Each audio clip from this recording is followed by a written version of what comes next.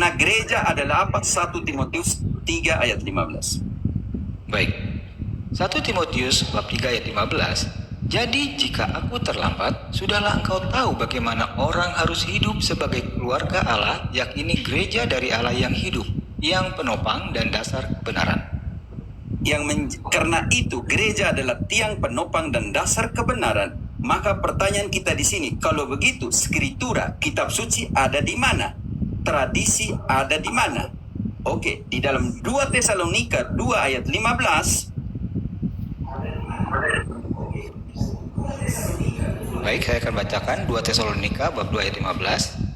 Sebab itu, berdirilah teguh dan berpeganglah pada ajaran-ajaran yang kamu terima dari kami, baik secara lisan maupun secara tertulis. Karena itu, tidak ada prinsip sola scriptura. Dua paru-paru di dalam kekristenan itu harus dimunculkan, lisan dan tertulis.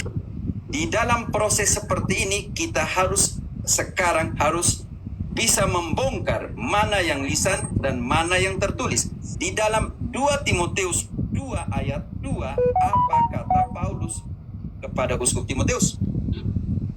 Baik. 2 Timotius bab 2 ayat 2. Apa yang telah engkau dengar daripadaku di depan banyak saksi, percayakanlah itu kepada orang-orang yang dapat dipercayai, yang juga cakap mengajar orang lain. Apa yang kau dengarkan dari saya, percayakanlah itu kepada orang lain, mereka yang cakap mengajar. Inilah yang kita lihat bahwa sumber yang lain di sini adalah magisterium. Penting sekali di dalam 2 Timotius 3 ayat 14, Santo Paulus mengulanginya kembali posisi magisterium. Baik. 2 Timotius bab 3 ayat 14. Tetapi hendaklah engkau tetap berpegang pada kebenaran yang telah engkau terima dan engkau yakini, dengan selalu mengingat orang yang telah mengajarkannya kepadamu. Karena apa? Di dalam Lukas 10 ayat 16, barang siapa menerima kalian, menerima aku. Lukas bab 10 ayat 16. Barang siapa yang mendengarkan kamu, ia mendengarkan aku, dan barang siapa menolak kamu, ia menolak aku. Barang siapa menolak aku, ia menolak dia yang mengutus aku. Karena itu hati-hatilah apa yang diajarkan. 1 Timotius 4 ayat 16. Baik. 1 Timotius 4 ayat 16. Awasilah dirimu sendiri dan awasilah ajaranmu. Bertekunlah. 3. Sebab apa yang telah kuteruskan kepadamu telah aku terima dari Tuhan, yaitu bahwa Tuhan Yesus pada malam waktu ia diserahkan mengambil roti. Tradisi adalah apa yang kuterima, itulah yang kuteruskan. Bagaimana dengan posisi tradisi lisan? Masih 1 Yohanes 2 ayat ke-2 1 Yohanes 1 ayat ke-12. Posisi tradisi lisan. Baik. 1 Yohanes bab 1 ayat 12. Benar mo? 2 Yohanes. 2 Yohanes. 2 Yohanes 1 ayat 12. Baik. Posisi dari tradisi. Baik. Sungguh pun banyak yang harus kutulis kepadamu. Aku tidak mau melakukannya dengan kertas dan tinta, tetapi aku harus datang sendiri kepadamu dan berbicara berhadapan muka dengan muka, supaya sempurnalah sukacita kita. Kenapa? Yohanes yang sama omong ada 2 tradisi. Di situ dia omong tradisi lisan, di bab 1 Yohanes 1 ayat 1 dia omong tradisi tertulis. 1 Yohanes 1 ayat 1. Dimatikan kronometernya. Sudah. 1 Yohanes berapa, Romo? 1 Yohanes 1 ayat 1. Baik. Yohanes 1 Yohanes bab 1 tradisi ayat 1. tertulis. Apa yang telah ada sejak semula, yang telah kami dengar, yang telah kami lihat dengan mata kami, yang telah kami saksikan dan yang telah kami raba dengan tangan kami tentang firman hidup, itulah yang kami tuliskan kepadamu. Yohanes menekankan 2 tradisi. Sekarang Yohanes 21 ayat 25. Tidak semua tertulis.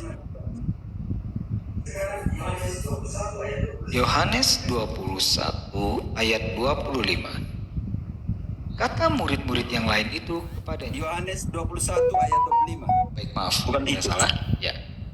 Masih banyak hal-hal lain lagi yang diperbuat oleh Yesus. Tetapi, jikalau semuanya itu harus dituliskan satu persatu, maka agaknya dunia ini tidak dapat memuat semua kitab yang harus ditulis itu. Yohanes 20 ayat ke-30. Yohanes 20 ayat ke-30. Memang masih banyak tanda lain yang dibuat Yesus di depan mata murid-muridnya yang tidak tercatat dalam kitab ini. Tetapi selanjutnya yang tercatat. Baik. Ayat 31.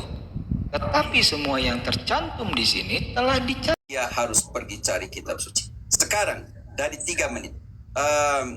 Kita sandingkan kepada Kisah, bantu saya dulu, 8 ayat ke-28. Ada satu persoalan ketika seseorang tidak dapat menafsirkan kitab suci. Di-mute-kan dulu waktu. Naik dan duduk di sampingnya. Karena itu ketika Bapak Pendeta ambil dari 2 Petrus 1 ayat 19-20, Bapak Pendeta lupa di dalam 2 Petrus 3 ayat 15-16. Firman tidak bisa ditafsirkan sesuka hati. Masih ada 2 menit mau Ya, selesai ini atau? 2 Petrus 3 ayat 15-16. Baik, 2 Petrus 3 ayat 16-15. Oke. Bantu Bapak Pendeta toh lupa baca ayat ini.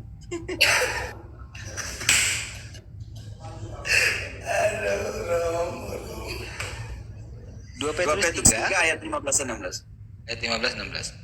Anggaplah kesabaran Tuhan kita sebagai kesempatan bagimu untuk beroleh selamat, seperti juga Paulus, saudara kita yang kekasih, telah menulis kepadamu menurut hikmat yang dikaruniakan kepadanya. Hal itu dibuatnya dalam semua suratnya apabila ia berbicara tentang perkara-perkara ini. Dalam surat-suratnya itu ada hal-hal yang sukar difahami, sehingga orang-orang yang tidak memahaminya dan tidak teguh imannya memutarbalikannya menjadi kebinasaan mereka sendiri, sama seperti juga mereka buat dengan tulisan-tulisan yang lain.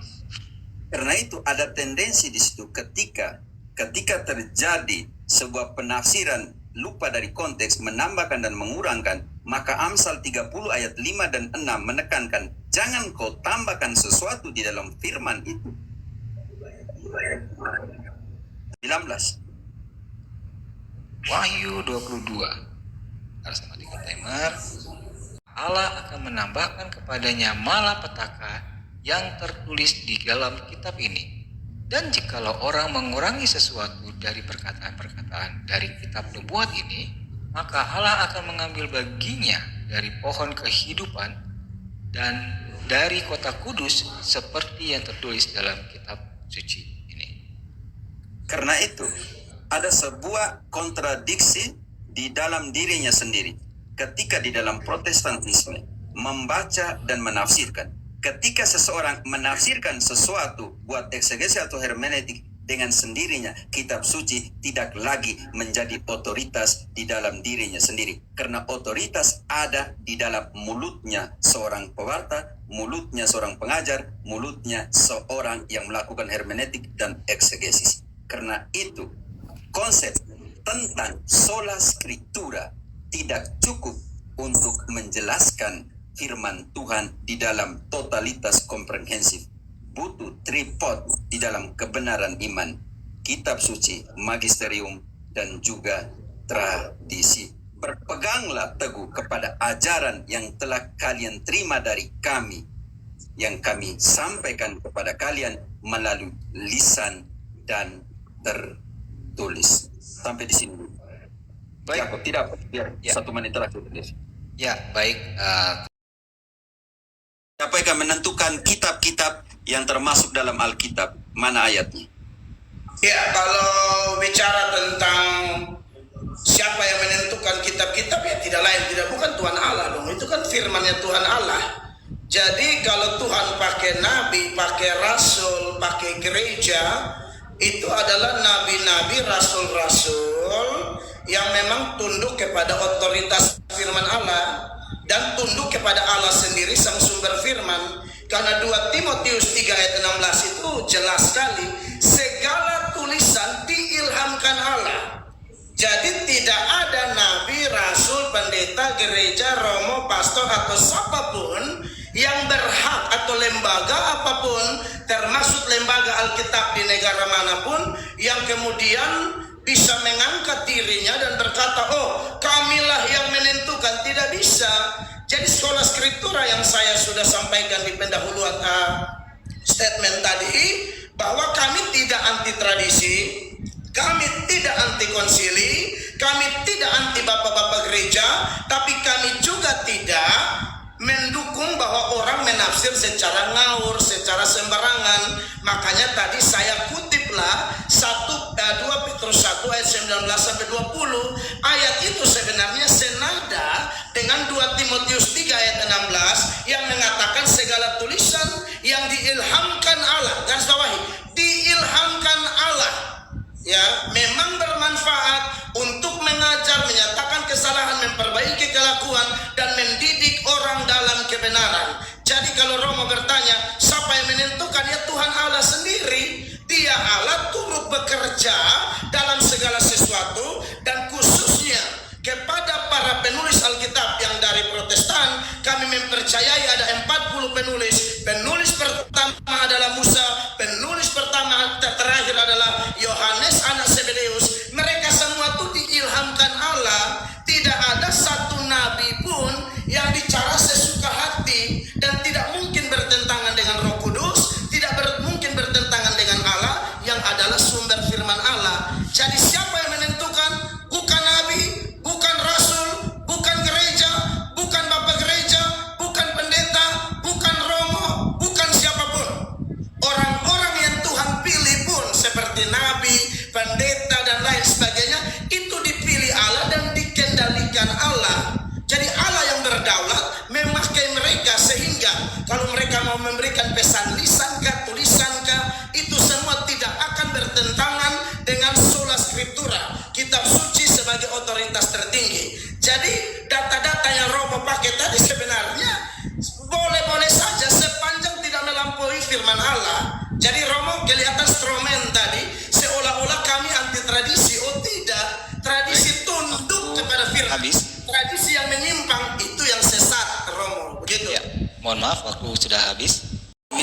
Otoritas sebelum kitab suci perjanjian baru lengkap 27 kitab suci perjanjian baru. Siapa yang memiliki? Silakan Pak Pendeta.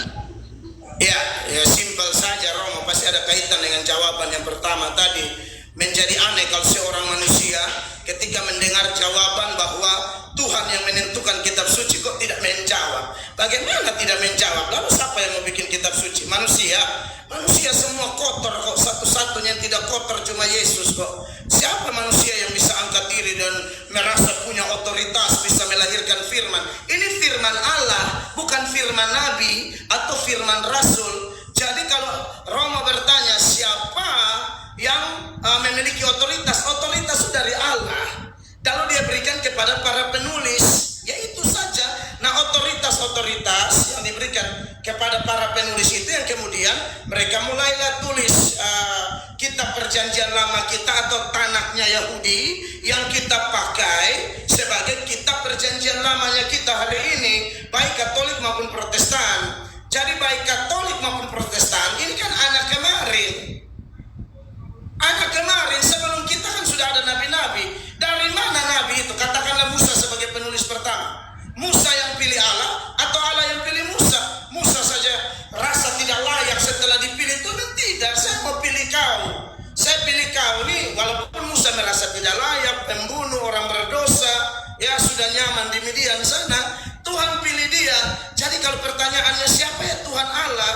Tidak ada manusia punya otoritas sendiri. Otoritas itu dia dapat dari Tuhan, Romo. Jadi inilah saya lihat ada banyak ajaran yang kemudian menggiring orang kepada keangkuhan, kesombongan, dan ini memang bertentangan sekali dengan lima sola yang kami punya. Salah satunya adalah soli deo gloria, segala kemuliaan itu hanya bagi Allah.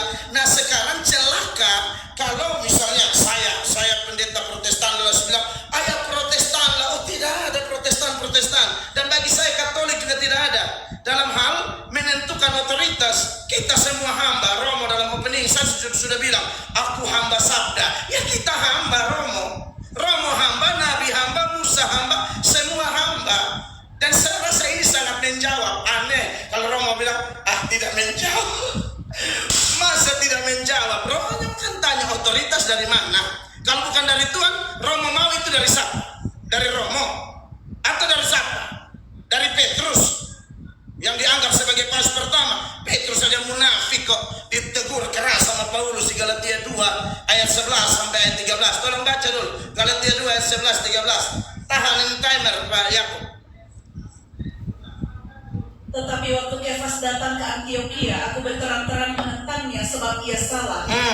Karena sebelum beberapa orang dari kalangan Yakobus datang, ia makan sehidangan dengan saudara-saudara yang tidak bersunat. Tetapi setelah mereka datang, ia mengundurkan diri dan menjauhi mereka karena takut akan saudara-saudara yang bersunat. Petrus yang dianggap paus pertama saja munafik Pak. Nah orang kayak begini mau jadi sumber firman, sumber otoritas, tidak mungkin Pak. Nah inilah kita semua. Kita ini manusia kotor, manusia berdosa. Makanya saya kutip tadi Yohanes 15 ayat 16. Bukan kamu yang memilih aku, tapi aku yang memilih kamu supaya kamu pergi dan menghasilkan buah, dan buahmu tetap. Begitu Romo. Terima kasih. Interpretasi biblis Anda adalah benar. Ya. Langsung. Dan tunjukkanlah ayatnya bahwa interpretasi biblis Anda adalah benar. Diterima Pak Pendeta Melto? Dan di mana ayatnya? Siap. Oke, siap Pak Yakob. Ya. Jadi interpretasi atau penafsiran seseorang, dari mana kita tahu benar atau tidak? Dalam prinsip penafsiran Alkitab itu, kitab suci menafsirkan kitab suci. Kitab suci tidak boleh bertentangan dengan kitab suci. Tidak bisa tafsir Kejadian tapi bertentangan dengan Wahyu, atau tafsir Mazmur bertentangan dengan Matius. Maka dari mana kita tahu? Ya dari firman itu sendiri. Yesus berkata dalam Matius 22 ayat 29, kenapa seseorang disebut sesat? Ya, seseorang disebut sesat karena tidak ngerti kitab suci. Bacakan dulu Matius 22 ayat 29. Yesus menjawab mereka, kamu sesat sebab kamu tidak mengerti kitab suci maupun kuasa Allah. Ya, sampai di situ. Orang tidak ngerti kitab suci itu contohnya Pak. Dia tafsir di sini tabrak dengan bagian di sana. Ya, dia kutip ayat ini atau dia kasih keluar katakanlah tradisi atau apa, tapi tradisinya berbenturan dengan kitab suci. Entah mau tradisi lisan ke apa, tidak ada masalah. Kami tidak tolak itu sepanjang tunduk kepada firman Allah. Nah caranya bagaimana? Ya tentu yang pertama bukan dari perasaan kita atau dari hati kita, karena hati kita ini licik Romo. Ya itu ada di dalam Yeremia 17 ayat 9. Jadi kalau hati kita jangan terlalu percaya diri, bilang oh aku pintar. Aduh tidak ada pintar. Perhatikan ini ayat. Betapa liciknya hati, lebih licik daripada segala sesuatu. Hatinya sudah membantu, siapakah yang dapat mengetahuinya? Iya, yang berikut juga tidak tergantung pandangan mayoritas Romo. Di zaman Nuh mayoritas itu menganggap Nuh dan keluarga itu gila. Hanya Nuh dan 8 orang saja yang hidup benar sesuai firman Allah. Jadi kalau mayoritas, oh ini kami gereja besar, populasi besar, pusing amat sama populasi besar. Kebenaran tidak tergantung dengan populasi besar. Menjadi sesat pikir kalau penafsiran ditentukan oleh dia dari gereja besar atau gereja kecil. Penafsiran benar atau tidak ditentukan dari dia itu pendeta terkenal atau tidak. Itu sesat pikir dan tidak dibenarkan. Bahkan hati pun tidak dipercaya, pandangan mayoritas tidak dipercaya, besar kecilnya nama orang atau lembaga juga bukan dasar. Lalu dasarnya apa? Firman itu sendiri kembali kepada 2 Timotius 3 ayat 16 tadi. Segala tulisan yang diilhamkan Allah memang bermanfaat. Yang pertama mengajar, yang kedua menyatakan kesalahan. Jadi mau tahu orang salah atau tidak, sola scriptura hanya dari firman. Mau tahu magisterium itu salah atau tidak, cek firman. Mau tahu tradisi itu salah atau tidak, cek firman. Mau tahu khotbah Romo atau pendeta itu salah atau tidak, cek firman.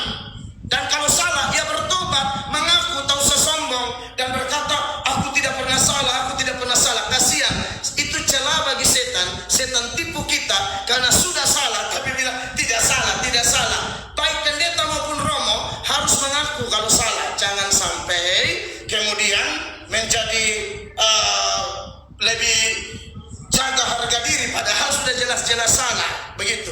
Jadi saya pikir begitu, Romo. Itu jawaban saya. Tradisi saya sekarang, saya tanya beberapa tradisi seperti kayak doa arwah tadi, ya, lalu sujud di depan patung, cium patung. Romo, tolong kasih data yang eksplisit, kitab suci mana yang mendukung itu, ya. Dan hati-hati supaya jangan kebiasaan itu justru menabrak kitab suci. Itu bahaya di situ. Ya, karena sekali lagi sikap hormat kepada firman adalah sikap hormat kepada Tuhan. Tidak hormat firman, tidak hormat Tuhan. Maka dari itu kita sudah tahu posisi kita seperti apa. Kalau buat satu tradisi, satu magisterium misalnya atau apa bertentangan dengan firman. Silakan jawab. Ya, terima kasih. Sebelum dijawab, saya tanya dulu kepada Romo Cafe. Pertanyaannya mau di... Pertama, sebenarnya saya tidak keberatan, tetapi ini tidak sesuai dengan substansi dari sola scriptura. Tidak ada hubungan dengan sola scriptura malam ini. Tetapi karena saya punya juga bertanggung jawab untuk menjelaskan itu. Di sini adalah kegagalan dalam memahami. Silakan. Sebentar, mau dijawab atau tidak pertanyaannya? Baik, saya akan jawab. Tidak. Oke, baik. Kalau gitu kita mulai dari sekarang ya. Oke, saya akan jawab. Ya. Oke. Tidak, saya akan membantu menjawabnya. Yang pertama tidak sesuai dengan substansi yang kita omong malam hari ini. Yang kedua, Bapak Pendeta gagal memahami antara tradisi apostolik dan kebiasaan liturgis dan lain sebagainya. Karena itu, sebelum matikan dulu, saya mau tanya Bapak Pendeta dulu. Bapak Pendeta bedakan di sini kepada saya antara tradisi apostolik yang tadi kita omong dengan kebiasaan liturgis. Romo jelaskan saja dulu, waktu selesai baru saya tanggapi. Tidak, saya butuh karena di sini ada ambigu untuk menjelaskan apakah tema malam ini omong tentang tradisi apostolik atau tradisi apa Yakub. Karena itu makanya saya harus meminta untuk dikelirkan dulu. Karena kalau itu tradisi liturgis sudah keluar dari tradisi apostolik. Ya, begini Romo. Ya. Romo berhak tidak menjawab pertanyaan yang tadi Pak Pendeta Melato sampaikan. Kalau tidak esensi maka tolak menjawab atau dirubah pertanyaannya jadi kembali kepada pilihan Romo Cafe. Oke, pilihan saya. Oke, karena di situ gagal paham tentang tradisi apostolik secara biblis dengan kebiasaan liturgis. Makanya di sini dengan sepenuh hati Bapak Pendeta Melato, saya akan tidak terima itu. Karena apa? Karena sudah keluar dari jalur diskusi. Terima kasih. Baik, sebenarnya Romo berhak untuk meminta mengubah pertanyaan. Sedikit. Oke. Romo berhak meminta perubah pertanyaan, tapi kalau Romo tidak mau menjawab, maka akan masuk ke pertanyaan kedua. Bagaimana? Saya tidak akan menjawab karena tidak sesuai. Sudah keluar dari konsensi kita malam hari ini. Ya, betul. Jadi sebenarnya pihak dari pro yang sola scriptura itu mungkin bisa dipertajam lagi pertanyaannya. Kenapa Mesias ada di sana? Kamu jangan percaya, sebab Mesias palsu dan nabi-nabi palsu akan muncul dan mereka akan mengadakan tanda-tanda yang dahsyat dan mujizat-mujizat. Karena sehingga sekiranya mungkin mereka menyesatkan orang pilihan juga. Camkanlah, aku sudah mengatakannya terlebih dahulu kepadamu. Apa yang buat nabi palsu? Roma 17-18. Roma 16 ya, 17 ayat 18. Mulut manis. Tetapi aku menasihatkan kamu saudara-saudara, supaya kamu waspada terhadap mereka yang bertentangan dengan pengajaran yang telah kamu terima, menimbulkan perpecahan dan godaan. Sebab itu hindarilah mereka. Sebab orang-orang demikian tidak melayani Kristus, Tuhan kita, tetapi melayani perut mereka sendiri.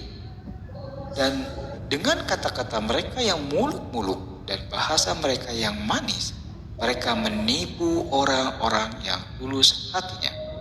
Ajar yang membuat perpecahan karena perut membuat perpecahan. 1 Timotius 6 ayat 5.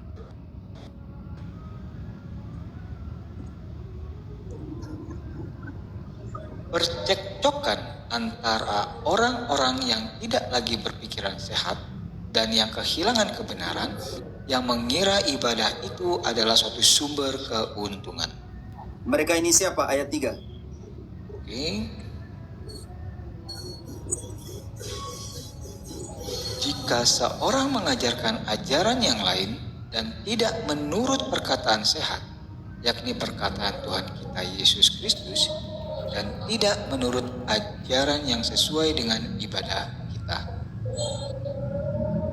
Lanjut Romo, sampai itu ayat-ayat Romo peruntukan untuk siapa? yang tadi apa yang dibuat oleh nabi palsu. Itu yang saya omong.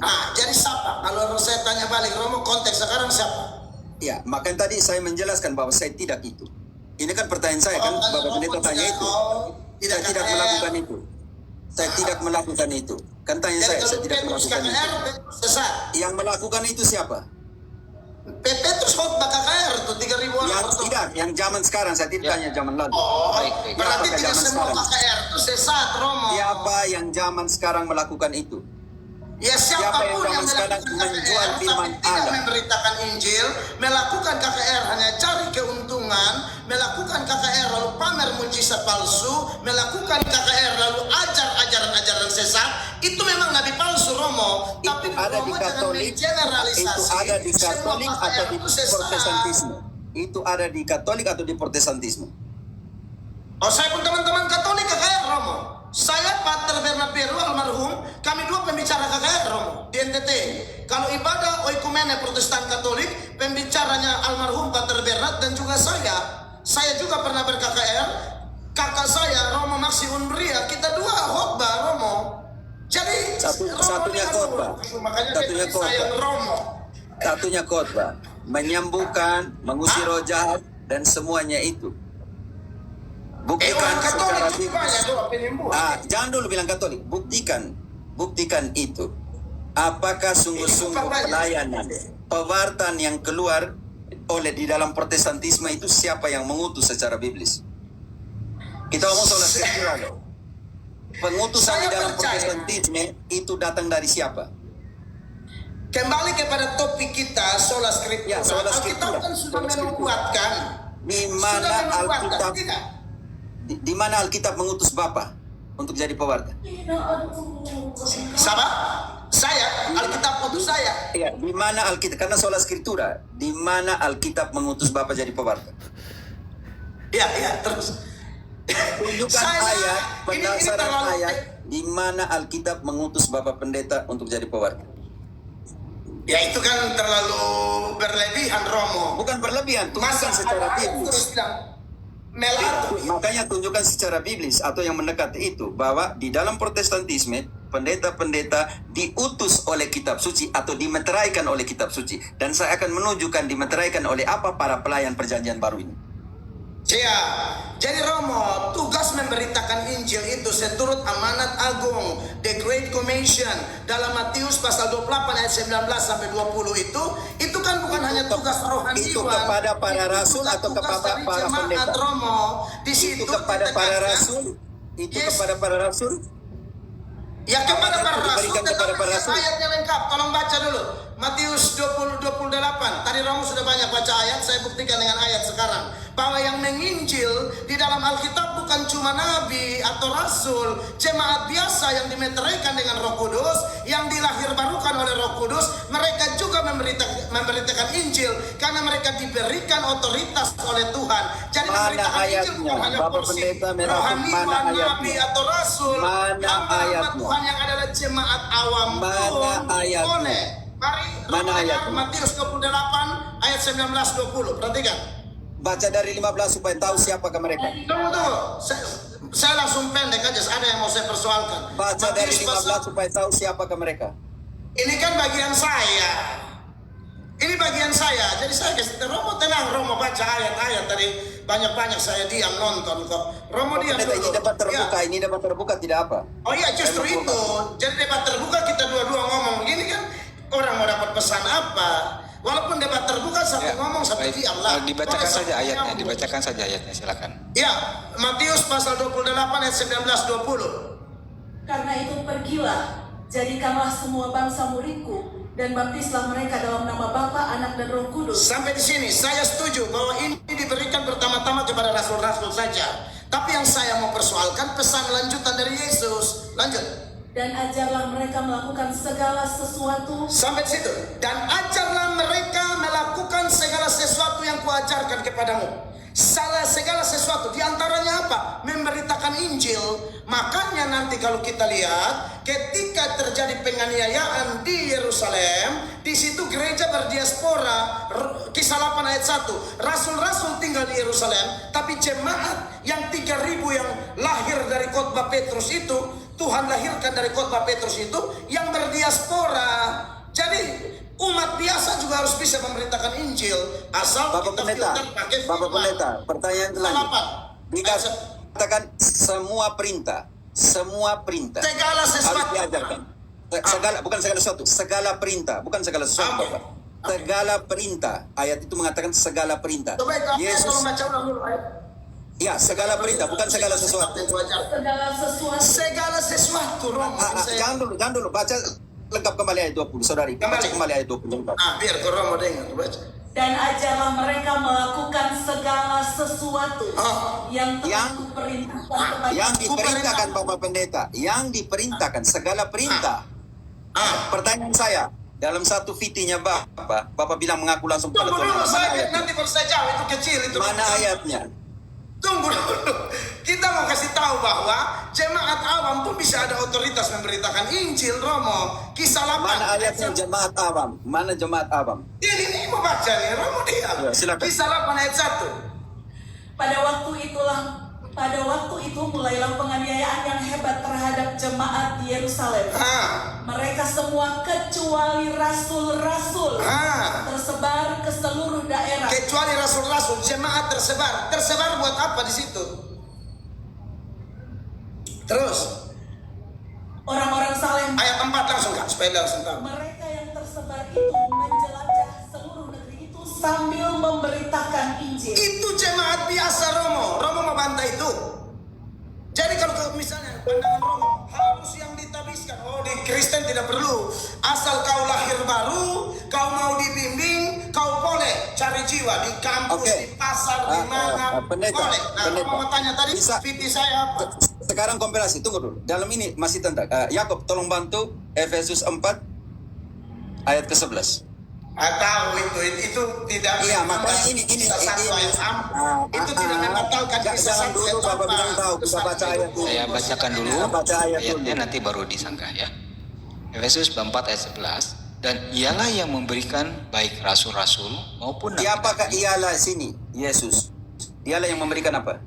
Itu betul. baik Ya kita rasul-rasul. baca dulu tugas mereka sampai ayat 14 yang saya Ya, butuh. mohon maaf Romo, biar saya selesaikan dulu. Ya. Efesus bab 4 ayat 11, dan ialah yang memberikan baik rasul-rasul maupun nabi-nabi, baik pemberita Injil maupun gembala-gembala dan pengajar-pengajar. Silakan Romo. Itu leadernya. Oke, lanjut sampai 14. Tugasnya untuk apa? Mereka 5 ministerial ini untuk apa tugas? Oke. Untuk melengkapi orang-orang kudus dari pekerjaan pelayanan bagi pembangunan tubuh Kristus. Pekerjaan pelayanan. Kita Jangan dulu semua pendeta. Ada 4 tugas di situ. Jangan dulu potong Bapak Pendeta. Iya. sampai Tidak ada kita masalah dengan semua. saya. Bapak Pendeta, tahan dulu. Mohon maaf ya Pak Pendeta, kita bacakan dulu. Ya. Saya ulang lagi dari bab 12, dari ayat 12, untuk memperlengkapi orang-orang kudus bagi pekerjaan pelayanan, bagi pembangunan tubuh Kristus, sampai kita semua telah mencapai kesatuan iman dan pengetahuan yang benar tentang anak Allah, kedewasaan penuh dan tingkat pertumbuhan yang sesuai dengan kepenuhan Kristus, sehingga kita bukan lagi anak-anak yang diombang-ambingkan oleh rupa-rupa angin pengajaran, oleh permainan palsu manusia dalam kelicikan mereka yang menyesatkan. Tetapi dengan berpegang teguh kepada kebenaran dan dalam kasih, kita bertumbuh di dalam segala hal ke arah Dia, Kristus yang adalah kepala. Silakan. Bagaimana kita masuk ke dalam kesatuan iman kalau terjadi ribuan denominasi Bapak Pendeta? Kalau semua orang mengajarkan dan membawa orang kemana? Kesatuan atau mana? 1 Korintus 1 ayat 10. Apa kata Santo Paulus terhadap situasi ini? Minta saya tanggapi gampang tuh Romo nih. Jangan soal gampang, pendeta. Baik, mohon maaf Romo. Gampang sekali itu Romo. Banyak Romo. Saya tidak Mohon maaf. mereduksi Bapak punya penjelasan gampang, Mohon maaf. enteng. Tidak, saya tidak omong banyak. Saya coba bacakan dulu. 1 Korintus bab 1 ayat 10. Tetapi aku menasihati kamu, saudara-saudara, demi nama Tuhan kita Yesus Kristus, supaya kamu seia sekata dan jangan ada perpecahan di antara kamu, tetapi sebaliknya supaya kamu erat bersatu dan sehati sepikir. Lalu apa masalahnya? Mau tanya? Jangan ada perpecahan di antara kalian. Kembali kepada pertanyaan saya pertama. Kenapa terjadi begitu banyak ribuan denominasi kalau Paulus di sini menekankan jangan terjadi perpecahan di antara kalian? Ya, saya jawab. Jadi kalau perpecahan yang betul-betul bertentangan dengan firman itu terjadi karena dosa, Romo. Selesai. Mau apa lagi kalau bukan dosa? Buktikan ayatnya di mana perpecahan itu terjadi karena dosa. Terlalu banyak. Ya saya Salah satu ayat bahwa perpecahan terjadi karena dosa. Ya tadi yang Roma kutip itu betul juga. Mana ayatnya Roma mengatakan 16. bahwa perpecahan terjadi karena dosa? Letter leg. Kita omong sekolah Roma. skriptura. Mana terjadi karena dosa? Dosa, kata dosa. Perpecahan terjadi karena dosa. Roma terlalu berlebihan itu. Tadi Tidak bisa begitu kita berlebihan. pakai tanya standar yang Bukan begitu berlebihan. Roma Saya tidak bisa berhadapan dengan jawab. sekolah skriptura. Tunjukkanlah bahwa perpecahan terjadi karena dosa. Mana ayatnya? Iya, dosa itu menyebabkan orang melanggar hukum Allah, Romo. Bapak pendeta tunjukkan ayat dulu perpecahan terjadi karena dosa. Ya kalau yang tadi 1 Korintus Mana 1 Korintus 1 ayatnya ayat yang 10 mengatakan itu bahwa perpecahan pasti gara-gara terjadi? dosa, Romo. Mana ayat yang mengatakan perpecahan terjadi karena dosa? Dosa karena dosa. Tunjukkan ayatnya Bapak pendeta. Iya, dosa ini, Romo. Apakah ada di dalam kitab suci? Karena ini dapat terbuka tidak Pak? Karena tunjukkan apakah ada di dalam sola skriptura. Bapak bilang harus ada tertulis. Apakah ada di dalam kitab suci bahwa perpecahan terjadi karena dosa? Tunjukkan ayatnya. Romo, dosa itu kan Mana melanggar ayatnya, hukum Bapak Pendeta? Allah. Saya butuh Jadi ayatnya. semua perpecahan yang bertentangan dengan firman, mulai dari Kejadian sampai Kain bunuh Habel pun itu gara-gara dosa. Itu jelas di sana. Mana ayat di Kejadian dalam pasal 4. denominasi dan perpecahan karena dosa? Saya butuh ayat jika saya berhadapan dengan sola Romo, skriptura. semua ini kembali kepada Alkitab. Bukan. Nah, inilah Perpecahan Romo karena punya dosa. tafsir yang kacau dan Tunjukkan ngawur. ayatnya. Romo Karena punya saya tafsir kacau dan ngawur. Kita tanya Romo tidak bisa menjawab. Padahal ada kaitan dengan tema. Sekarang Romo moderator pakai kata dosa. keberatan. Moderator Ya. keberatan. Ya, Apakah saya pernah mengatakan Bapak Pendeta mengatur tafsir ngaruh kata dosa. sedang ngawur dan Tunjukkan kacau? di salah satu Saya contoh tidak pernah bahwa menggunakan dosa Kain menyebabkan dia bunuh Habel. determinasi etika. Perpecahan sudah terjadi Determinasi dari kitab etika, Kejadian. moderator. Maka semua Sudah berapa perpecahan kali ngawur yang dan kacau? terjadi Sudah per 5-6 hari ini, kali Romo, menggunakan kata yang yang sama. kemudian tidak sesuai dengan firman alias bertentangan dengan firman itu adalah dosa. Karena dosa sudah mengintip di depan pintu, akhirnya Kain panas hati, tidak peduli firman, bunuh adiknya. Itu bukti perpecahan. Dan itu Bapak gara-gara Pendeta, dosa. di Dalam mana ayat Protestan, yang mengatakan Romo, bahwa dengar. perpecahan karena Dalam dosa? Protestan, dalam Definisi Protestan, dosa, dengar Bapak dulu. Pendeta. Definisi Ya. dosa. Kalau begitu. Apa itu Hangat dosa dia. menurut kitab suci? Dosa itu artinya kepasifan terhadap kebenaran, Di keaktifan terhadap mana, di ketidakbenaran. mana ayat yang mengatakan dosa karena kepasifan terhadap kebenaran? Mana ayatnya? Yeremia 4 ayat 22. Oke. ya. Dosa adalah- Sebelum dibacakan, mohon maaf para narasumber, Pak Pendeta dan Romo Cafe, untuk diusahakan untuk menghindari hal-hal yang seperti terjemahan ngawur atau hal-hal yang sedikit merendahkan. Oh, atau tidak ada membuat yang orang pakai Penafsiran terjemahan ngawur, penafsiran kacau, saya pikir ini Ya, kita punya mungkin hal itu bisa akademis dihindarkan. berbeda, ya. Mungkin hal itu Level bisa akademis dihindarkan. berbeda. Ada etika akademisnya. Ya Romo ngotot di mana dosa, di mana dikatakan. Tetapi Ada saya kata tidak eksplisit, pernah kata menyerang implisit. pribadi Bapak Tradisi sebagai ngawur ngawur, aja Romo bisa kacau. pakai itu masa. Mohon maaf Pak Pendeta Saya Melatok. musik, Bapak Kalau Pendeta. Pak Tidak, Pendeta saya musik, Melatok Kak. bisa Iya. lebih begini. Dengar, oke. Sekarang saya baca ayat ya Pak Moderator. Ya, tapi sebelum baca ayat, bisakah nanti habis ini dilanjutkan tanpa merendahkan atau kata-kata yang menyerang Tidak ada yang pribadi? merendahkan. Karena Romo dipancing-pancing tadi bilang ini itulah segala macam. Oke, Yeremia 4 ayat 22. Romo dengarin. Sungguh bodohlah umatku itu. Sungguh bodohlah umatku itu. Mereka tidak mengenal aku. Ya, Mereka adalah anak-anak tolol tolol. dan tidak mempunyai pengertian. Ya, Mereka pintar untuk berbuat jahat, itulah dosa. tetapi untuk berbuat baik mereka tidak tahu. Jadi kalau buat jahat pintar, buat baik bodoh. Yesaya 5 ayat 22. Dunia terbolak-balik, pahit mereka bilang manis, manis mereka Definisi bilang pahit. dosa. Definisi dosa yang saya minta. Definisi dosa. Iya, Karena dosa Bapak bilang itu tadi perpecahan adalah karena dosa. Dosa itu kepasifan apa? terhadap kebenaran, keaktifan terhadap dikatakan? ketidakbenaran. Makanya di Yeremia Pendeta 4 ayat Melato, 22 ingat, bilang, engkau bilang mereka kepasifan pintar terhadap bikin kebenaran jahat adalah dan dosa. bodoh bikin baik. Itu namanya kepasifan. Di mana terhadap dikatakan kebenaran dosa, dan keaktifan definisi terhadap menurut Pendeta kebenaran. Melato, Dari dosa kata adalah Yunani dari kepasifan kata Yunani hamartia, meleset dari kepasifan sasaran, terhadap- tidak sesuai target Tuhan.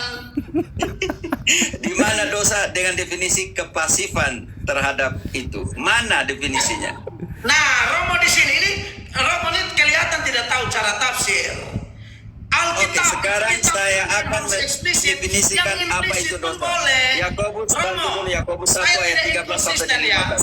Dari Saya sejak akan awal saya sudah bilang bahwa saya akan mendefinisikan dengar, dari akar sejak dari awal dosa saya sudah dengan- bilang bahwa Bantu sola dulu. scriptura kami tidak anti dengan tradisi, tidak anti dengan konsili, tidak anti dengan apapun selama tidak tabrak firman Allah. Ya, istilah Pendeta Tritunggal tidak pun memberikan ada secara definisi. Yang eksplisit pertama. di Alkitab.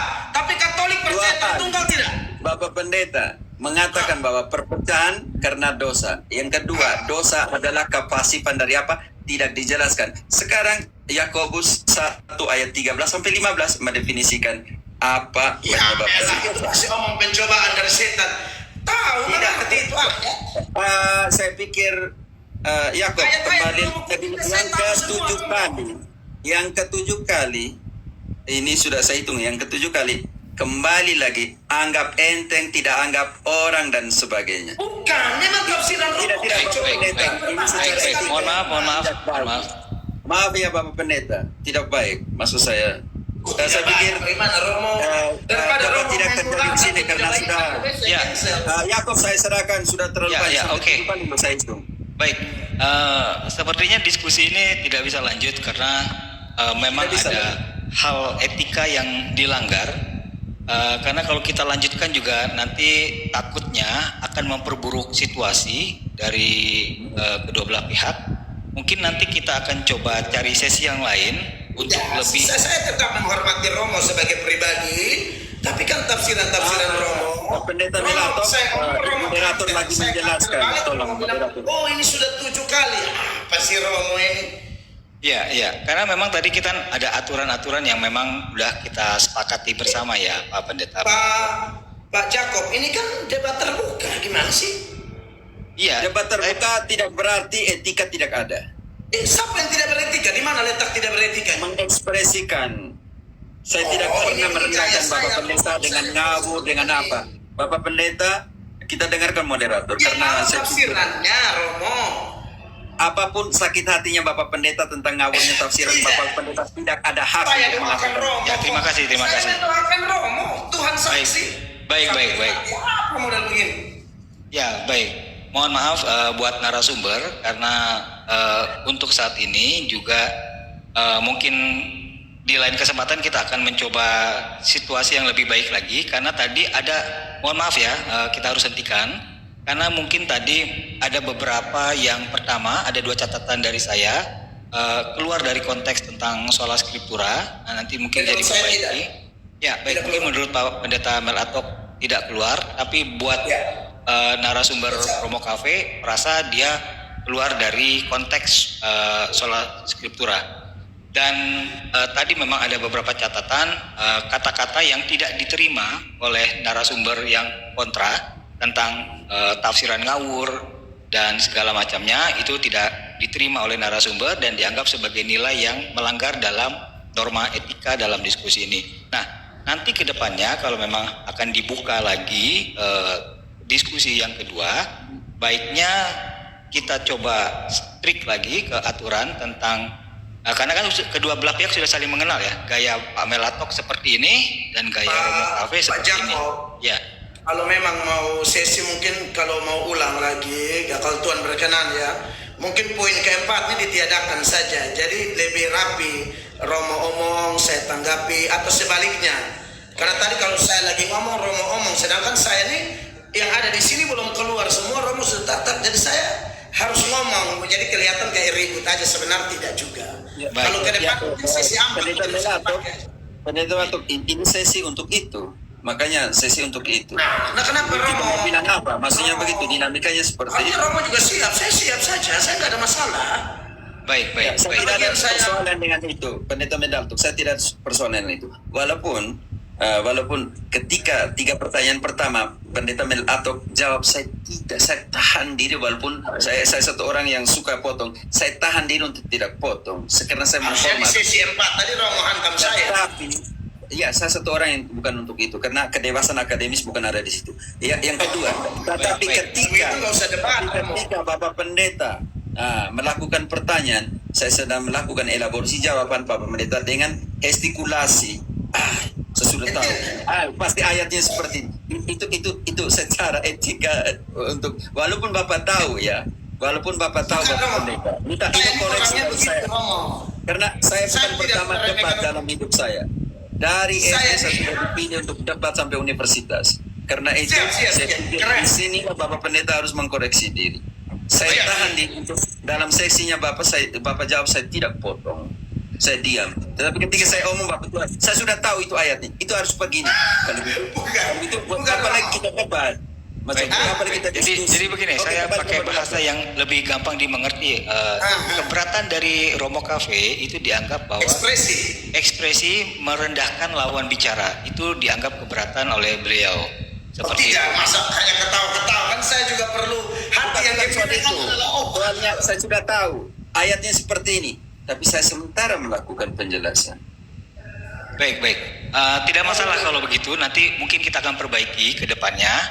Untuk saya akan tadi ada masukan dari Pendeta Melatok supaya tidak ada debat terbuka. Jadi cukup tanya jawab saja supaya tidak ada kelas ke depannya. Jadi nanti sesi tanya jawabnya lebih rapih lagi, lebih teratur lagi, lebih sistematis lagi, dan diharapkan jawaban-jawabannya tidak keluar dari intisari esensi ini. Ya, mungkin 3 menit mau disampaikan dari Pendeta Melatok dan Romo Cafe sebagai penutup. Silakan. Oke, duluan. Bacalah kitab suci supaya mengenal kebenaran. Tetapi hidupilah kitab suci supaya menjadi kudus.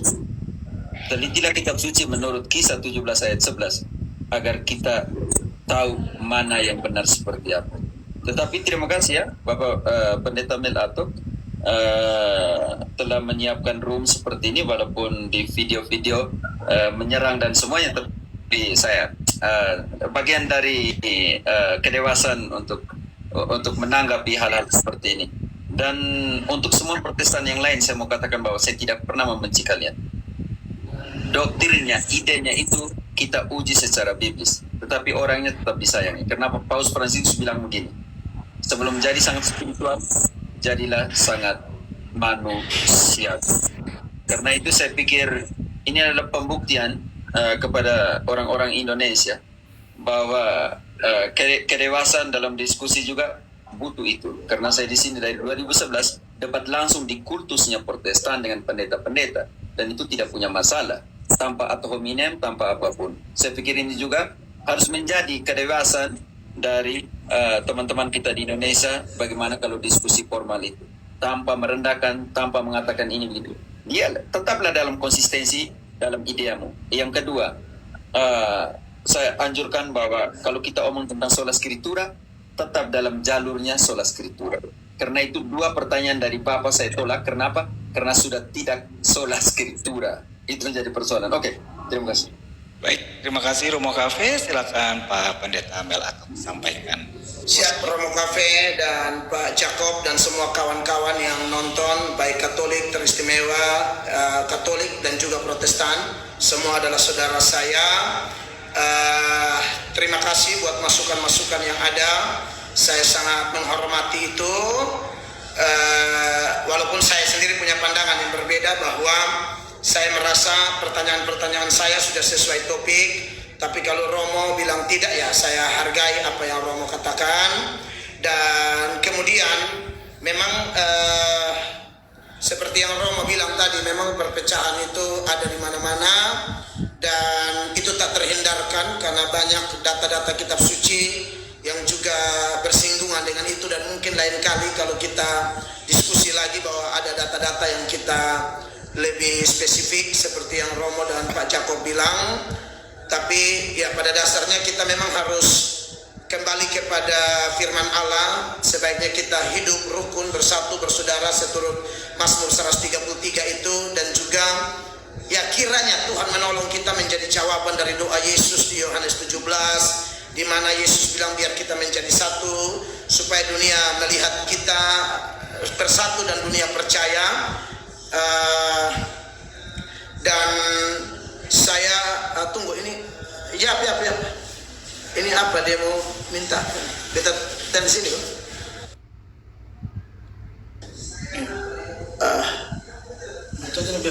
Tunggu Bapak sedikit.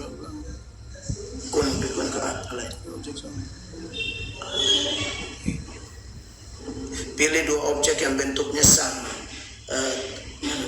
Oh ini. Oh ya, itu kalau untuk geser saja, pendeta. Siap. Ya, jadi kembali Bapak Yakob dan Romo Cafe.